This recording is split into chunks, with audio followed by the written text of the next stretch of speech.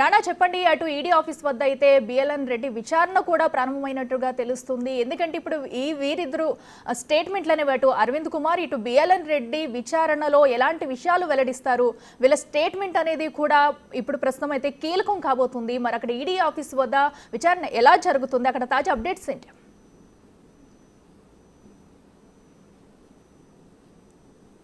Racing లో నిధుల బదలాయింపు అంశంలో అత్యంత కీలకమైన వ్యక్తి బిఎల్ఎన్ రెడ్డి. ఇప్పుడు బిఎల్ఎన్ రెడ్డి ఇవాళ ఎగ్జాక్ట్గా 9:40కి ఈడీ ఆఫీస్కి చేరుకున్నారు. ఈడీ ఆఫీస్ దాంతో పాటు కొన్ని డాక్యుమెంట్స్ని కూడా ఆయన తీసుకొని వచ్చినటువంటి నేపథ్యం కనపడుతుంది. ఆయన ఇక్కడే రోడ్డు మీద కారు దిగేసి ఇక్కడి నుంచి నడుచుకుంటూ లోపలికి వెళ్ళినటువంటి నేపథ్యం కనపడుతుంది. ఎందుకంటే ఈడీ విచారణలో చాలా కీలకమైనటువంటి అంశాలను రాబట్టే ఉద్దేశంతో కూడా ఈడీ అధికారులు ఇప్పటికే రెడీగా ఉన్నారు.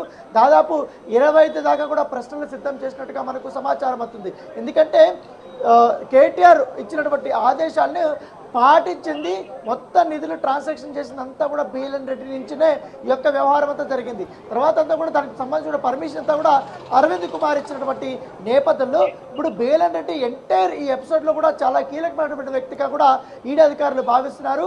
ఇవాళ ఆయన నుంచి కూడా కొన్ని డాక్యుమెంట్స్ కూడా తీసుకునే అవకాశం ఉంది. ఇప్పటికే దానకిషోర్ నుంచి కూడా స్పెషల్ సెక్రటరీగా ఉన్నాడు కాబట్టి ఆయన కూడా కొంత ఇన్ఫర్మేషన్ ఇచ్చారు, కొన్ని డాక్యుమెంట్స్ కూడా ఈడీ అధికారులకి సమర్పించారు. దాంట్లో చాలా క్లియర్గా ఈయన పాత్ర అనేది చాలా ప్రముఖంగా కనపడింది. సో మొత్తం ఎంటైర్ ఎపిసోడ్లంతా కూడా ఈయన నడిపించాడు కాబట్టి నిధుల 2 సార్లు బదలాయింపు విషయంలో కూడా ఈయన ప్రముఖంగా వ్యవహరించారు. ఎందుకంటే వీరు ఎటువంటి కేవలం ఒక ఎక్కడ లెటర్ ప్యాడ్ మీద కానీ లెటర్ హెడ్ కానీ ఎవరి దగ్గర అఫీషియల్గా పర్మిషన్ లేకుండా కూడా జీవో లేకపోయినా కూడా కేవలం మౌఖిక ఆదేశాలని వీళ్ళు దృష్టిలో పెట్టుకొని ఇంత పెద్ద స్థాయిలో హెచ్ఎండిఏ సంబంధించినటువంటి నిధుల్ని 2 సార్లు వీళ్ళు బదలాయింపు చేశారనేసి కూడా వీరిపైన అభియోగాలు ఉన్నాయి. కాబట్టి ఇప్పుడు ఈడీ అధికారులు రంగంలో దిగినటువంటి నేపథ్యంలో వీళ్ళంతా కూడా ఒకటే మీద కాన్సన్ట్రేట్ చేశారు.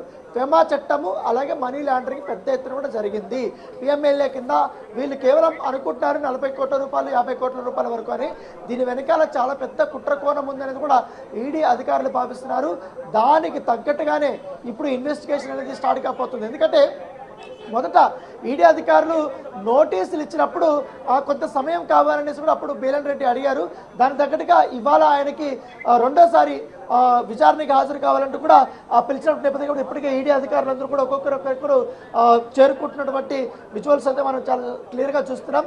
ఎందుకంటే బిఎల్ఎన్ రెడ్డి దాదాపు ఇప్పుడే బ్రేక్ఫాస్ట్ అవన్నీ కూడా అయిపోయినాయి కాబట్టి మరి కాసేపట్లో అంటే ఒక 10 నిమిషాల్లో ఆయన్ని పూర్తి స్థాయిలో ఇన్వెస్టిగేషన్ రూమ్లోకి తీసుకెళ్ళబోతున్నట్టుగా మనకు సమాచారం అవుతుంది. అక్కడ తీసుకెళ్ళిన తర్వాత ఆయన చాలా కీలకమైనటువంటి క్వశ్చన్స్ని ఇవాళ అడగబోతున్నారు.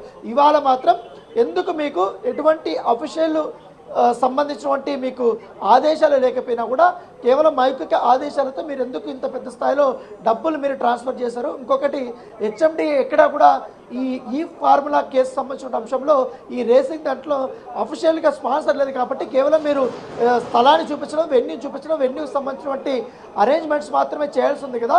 మళ్ళీ సెకండ్ టైం మీరు ఎందుకు ఇంత పెద్ద స్థాయిలో డబ్బులు పంపించాల్సిన అవసరం వచ్చింది? ఎందుకంటే ఒకవేళ సెకండ్ సీజన్ చేయించుకోవాలనుకుంటే స్పాన్సర్షిప్ తీసుకోవాల్సినటువంటి అవసరం ఉండదు కదా, మీరు ఎందుకు ఇంత డిసిషన్ తీసుకున్నారనే క్వశ్చన్ కూడా వేయబోతున్నట్టుగా మనకు సమాచారం అవుతుంది. దాంతోపాటు ఇంత హడావిడిగా లిక్విడ్ క్యాష్ అనేది మీరు ఎందుకు, అంటే ఆర్బీఐ పర్మిషన్ లేదు, ఆర్థిక శాఖ పర్మిషన్ లేదు, ఇటు మంత్రిత్వ శాఖ పర్మిషన్ లేదు, ఎవరు పర్మిషన్ లేకుండా మీరంతగా మీరు డిసిషన్ తీసుకొని ప్రభుత్వ ఖజానాకు సంబంధించిన డబ్బుల్ని ఎలా ట్రాన్స్ఫర్ చేస్తారు, ఏ అకౌంట్కి ట్రాన్స్ఫర్ చేస్తారు, మీకు చేయమని చెప్పింది ఎవరు, దాంతోపాటు లిక్విడ్ క్యాష్ ఇంతేనా మరి ఇంకా ఎంతేమన్నా పంపించారన్న దానిపై కూడా ఇప్పటికే పూర్తి స్థాయిలో క్వశ్చన్స్ అడగబోతున్నట్టుగా మనకు సమాచారం అవుతుంది. ఇవాళ చాలా సుదీర్ఘమైనటువంటి మొత్తం ఎంటైర్ దాదాపు 8 గంటల పాటు కూడా బిఎల్ఎన్ రెడ్డిని విచారణ చేసే అవకాశం ఉన్నట్టుగా మనకు సమాచారం అందుతుంది. ఎందుకంటే చాలా వరకు హెచ్ఎండి నుంచి కూడా డాక్యుమెంట్స్ అనేది కూడా ఇప్పటికే సేకరించారు. ఆ డాక్యుమెంటేషన్ అంతా కూడా చూసుకున్న తర్వాత నిధులు ఎలా మళ్ళీ కేవలం ఇవి మాత్రమే కాదు, ఇంకా దీని తెరవెనుక చాలా వరకు కూడా నిధుల గోల్మాల్ జరిగినట్టుగా ఈడీ అధికారులు భావిస్తున్నారు. దీని వెనకాలంతా కూడా మనీ లాండరింగ్ జరిగిందనేసి కూడా స్పష్టమైనటువంటి వారికి ఆధారాలు ఉన్నటువంటి పరిస్థితి కనపడుతుంది. దాన్ని బేస్ చేసుకుని బిఎల్ఎన్ రెడ్డిని అన్ని కోణాల్లో కూడా విచారించి ఆయన యొక్క స్టేట్మెంట్ రికార్డ్ చేయబోతున్నారు. ఈయన ఇచ్చే స్టేట్మెంట్ ఆధారంగానే రేపు మరొకసారి అరవింద్ కుమార్ కూడా రాబోతున్నారు. కాబట్టి ఈడీ విచారణకు దీన్ని బేస్ చేసుకుని అరవింద్ కుమార్ని అడుగుతారు. అరవింద్ కుమార్ ఇచ్చే స్టేట్మెంట్ అంతా కూడా రికార్డ్ చేస్తారు. ఇవన్నీ బేరీజ్ వేసుకుని 16వ తారీఖు కేటీఆర్ ఇక్కడ రాబోతున్నారు కాబట్టి కేటీఆర్ యొక్క స్టేట్మెంట్ని వారు రికార్డ్ చేసేటప్పుడు వీళ్ళిద్దరు ఇచ్చినటువంటి స్టేట్మెంట్ని ఆయన ముందు పెట్టి క్వశ్చన్స్ అనేది వేయబోతున్నారు.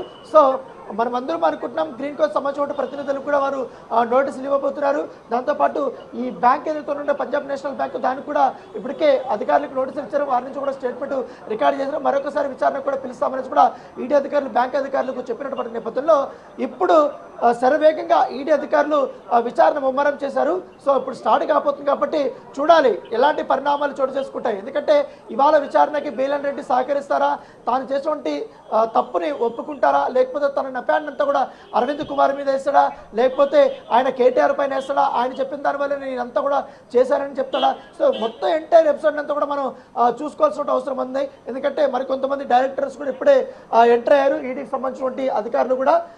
ఎందుకంటే గతంలో కూడా కీలకమైనటువంటి ఆఫీసర్ అంతా కూడా ఏ కేసుకి అంత పనిచేయలేదు. కానీ ఈరోజు మాత్రం బేలన్ రెడ్డి స్టేట్మెంట్ చాలా ఇంపార్టెంట్ కాబట్టి అన్ని కోణాల్లో కూడా ఆయన్ని విచారించి ఈ యొక్క మొత్తం ఆన్సర్స్ అంతా రాబట్టాలనే ఉద్దేశంతో కూడా ఉన్నారు. కాబట్టి దాని తగ్గట్టుగా డైరెక్టర్స్తో పాటు అందరూ కూడా పెద్ద పెద్ద ఆఫీసర్లు అంతా ఈడీ అధికారులు వాళ్ళు వచ్చారు. ఇప్పటికే ఈ షాకర్ భవన్లో ఉన్నటువంటి 4th ఫ్లోర్లో ఈ ఎంక్వైరీ అనేది మరి కాసేపట్లో స్టార్ట్ కాబోతుంది. సో ఇప్పుడు ఆయనకు సంబంధించినటువంటి ఎంట్రీస్ అన్నీ అయిపోయాయి. ఆయన వద్ద తీసుకొచ్చినటువంటి కొన్ని డాక్యుమెంట్స్ ఉన్నాయి కాబట్టి ఆ డాక్యుమెంటేషన్ కూడా ఒకసారి వాళ్ళు బేరీ చేసుకొని ఇన్వెస్టిగేషన్ టీం ఎవరైతే ఉన్నారో దాదాపు 3 క్వశ్చన్ చేయబోతున్నారు మన సమాచారం అవుతుంది. వాళ్ళు కూర్చొని సుదీర్ఘంగా కూడా క్వశ్చన్ చేయబోతున్నారు. దాంతోపాటు బేలన్ రెడ్డి తన లాయర్ను కూడా అనుమతి ఇవ్వాలని కూడా నిన్న కోరినట్టుగా తెలిసింది. అయితే ఈ ఇన్వెస్టిగేషన్కి ఈ ఎంక్వైరీకి లాయర్లు అనుమతి ఉండదనేసి కూడా వాళ్ళు క్లియర్గా చెప్పడంతో ఆయన మాత్రం వచ్చాడు. ఇవాళ ఆయన సంబంధించినటువంటి మొత్తం ఎప్పుడు ఒప్పందం జరిగింది, తర్వాత ఎందుకు డబ్బులు ట్రాన్స్ఫర్ చేస్తారు, దానికి సంబంధించిన డాక్యుమెంటేషన్ అంతా కూడా ఈఎఫ్ఓతో చేసుకున్నటువంటి ఆ ఒప్పందాలకు సంబంధించిన డాక్యుమెంటేషన్ అంతా కూడా తీసుకొచ్చినట్టుగా మనకు సమాచారం అందుతుంది.